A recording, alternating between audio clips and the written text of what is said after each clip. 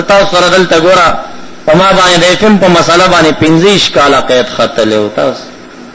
دغه چا د خوانه پیسې ورکولې کېږي په دې باندې او د چا به دعا او چې په هغې باندې مونږ یو رزم چې تلاس تات کړی وانه چولې شوه ستاسو د نیکانو دعا وه اوس هم ګرځي ګبار که نه لیکن د دې خلکو خپل کوشش دی مونږ اوس هم تاریخونه کوو را روان 2 تاریخ زما بیا عدالت کې پیشي د هغې ته مونږ ځو حاضران یې به کوو او د دې خلکو مقابله مونږ پرېږدو نه که جیل کې هم مقابله به یې کوو که جومات کې مقابله به یې کوو که غره په سر یې مقابله به یې کوو خو تاسو به هم خپل همتونه نه بیلې ګورئ که دا ما ته 15 کاله په ما باندې سرکاري هغه قید څه دا که خېجي په ما باندې یا دا کیس زه بیلم او 25 سال سزا جیل کې قبلوم نه ستاسو په سر باندې زما عقیده خو نه خرابېږي